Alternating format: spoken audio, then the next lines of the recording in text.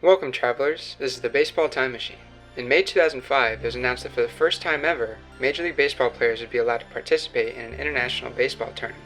Not the Summer Olympics, but a new tournament called the World Baseball Classic. In the 4 WBCs played thus far, we've witnessed our fair share of special moments. As those in the present day approach the 5th rendition of the World Baseball Classic, there's no better time to take a look at some of those moments. The walk-offs, winning streaks, MVP performances, championship victories, and some of the players behind them. How exactly did these players and teams become heroes? Let's step into the portal and find out. 2006, the inaugural tournament. Many of baseball's best joined their respective countries in search of national glory. One standout was NPB star pitcher Daisuke Matsuzaka. With interest from MLB teams looming, the Seibu Blue Lions ace auditioned on the global stage with a near-perfect tournament. He carried Japan's pitching staff, going 3-0 with a 1.38 ERA. The rest of Japan's arms went a combined 2-3. Thanks to his efforts, Japan fought through pool play and knockout rounds to reach a championship game, where they take on Cuba. Daisuke threw 4 innings of one-run ball, leaving it to the bullpen to finish the job. Cuba's offense woke up, but key hits from Ichiro and Kosuke Fukudome helped lead Japan to a 10-6 championship victory. Matsuzaka was awarded WBC MVP for his performance. He went back to Japan and had a fantastic year, going 17-5 with a 2.13 ERA. The Boston Red Sox signed him the following offseason, introducing millions more to one of Japan's best. In 2009, Daisuke got another opportunity to represent his country, and it was just as good. He went 3-0 again, defeating South Korea, Cuba, and USA on another road to the finals. In the final, Ichiro's 2-run single in the top of the 10th was the deciding factor, as Japan bested South Korea 5-3, going back-to-back. 2 championships, 2 WBC MVPs for Daisuke Matsuzaka. Who knows if Japan could have had the same success without him. The first gem of the 06 tournament came in the first round, when 18-year-old Chiron Martis threw a 7-inning no-hitter against Panama. Martis shockingly didn't strike out any batters, and had finished his miraculous outing at 65 pitches, the max a starter could throw in the first round. Outside of an early walk, an E5 in the 7th was Panama's only base runner, which was quickly erased with a double play. The Netherlands put up 10 runs on Panama, leading the game to be called due to mercy rule. The youngest member of the Netherlands squad, Martis wouldn't make his MLB debut until 2.5 years later for the Washington Nationals. His big league career wouldn't be as special, as he only made 26 appearances over 3 seasons, and was out of MLB after 2013. Nonetheless, Martis put himself into the record books with the first shutout and only no-hitter in World Baseball Classic history. Team Canada had several big league bats on their 2006 roster, including Jason Bay and Justin Morneau, but all attention was stolen by a lesser-known hitter. Red Sox outfielder Adam Stern had one hell of a tournament, hitting .667 with a home run and 5 RBIs in only 3 games. His single-round tripper was an inside-the-parker, the first and only homer of that variety in WBC history. It came in Canada's most impressive outing, an 8-6 upset victory over Team USA. He went 3 for 4 with 4 RBIs that day, helping Canada to a 2-0 start. Stern became a Team Canada staple from there, appearing in 2 WBCs and 2 Olympics. Like Martis, it was nothing more than a few cups of coffee for Stern in the bigs. 43 Major League at-bats over 4 seasons, and Stern was out of baseball by 2011. But Canada and WBC fans will never forget Adam Stern's 2006 dominance. After a very successful 2006 tournament, the WBC returned in 2009 with fresh faces ready to make names for themselves. One fresh face was current Red Sox relief pitcher Kenley Jansen. Little do many know that Kenley was signed by the Dodgers in 2004 as a catcher. Even fewer people know that he made a crucial, maybe even game-saving play for the Netherlands. In what would be his final year at the backstop position, Jansen was behind the plate for the Dutch's game against the big bad Dominican Republic. With Netherlands clinging on to a 3-2 lead in the bottom of the 9th, the runner on second took off for third. The man on the base paths was none other than Speedy Willie Taveras, a man who stole 68 bases for the Colorado Rockies just 1 season prior. On a breaking ball low and away, Jansen quickly transferred and fired a perfect throw at Taveras' sliding feet to nail him and end the threat. 2 batters later, Jose Bautista struck out to secure the victory for Jansen and the Dutch. Just over a year later, Jansen was pitching in relief for the Los Angeles Dodgers. He hit .077 in the 2009 WBC, so the switch to the mound has proven to be the right choice. The Dominican Republic had a star-studded roster for the 2013 World Baseball Classic. With names like Hanley Ramirez, Jose Reyes, and Edwin Encarnacion, you could tell they were going to make a run for the chip. The DR also had perennial all-star Robinson Cano, who was entering his 2nd WBC. He played back in '09, but hit a lackluster .231. Now a full-time starter, he had plenty of opportunities to redeem himself. In the first game of pool play against Venezuela, Cano roped a 2-run double as the DR took care of business, winning 9-3.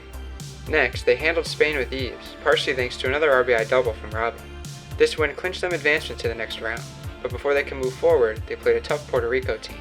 With Caribbean bragging rights on the line, Cano put up a 3-hit game, including a game-tying solo shot in the fifth. Robbie and the DR defeated Puerto Rico 4-2, going into the second round still undefeated.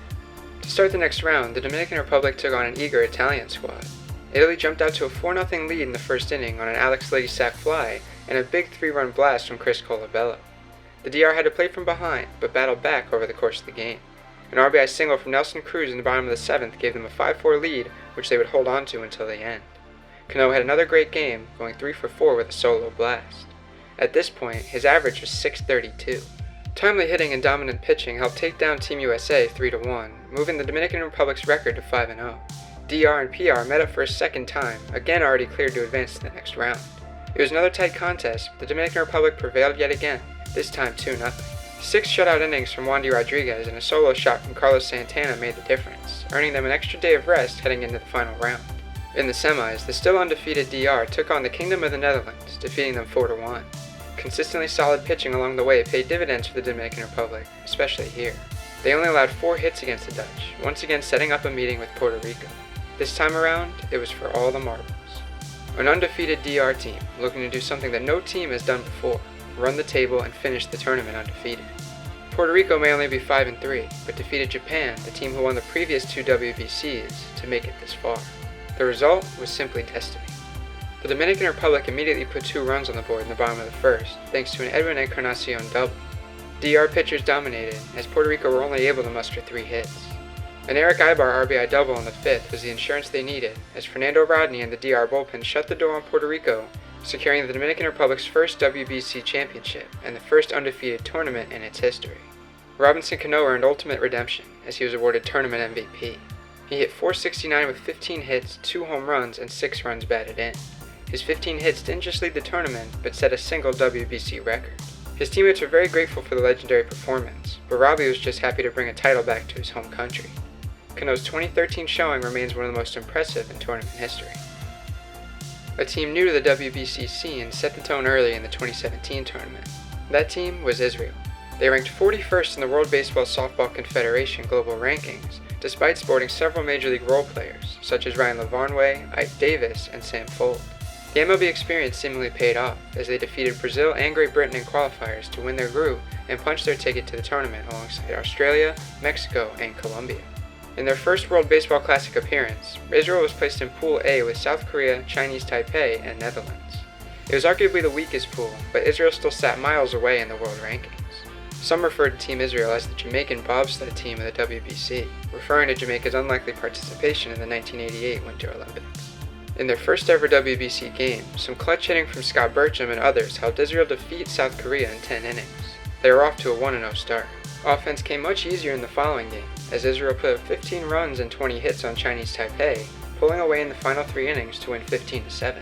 Nate Freeman and Ryan Lavarnway both had big games at the plate, going a combined 5 for 9 with 2 homers and 6 RBIs. Israel were exceeding expectations, but the next game would be their toughest test, a Netherlands team containing several quality Major League talents. Israel attacked early, scoring 3 runs in the first inning on hits from Freeman and Lavarnway.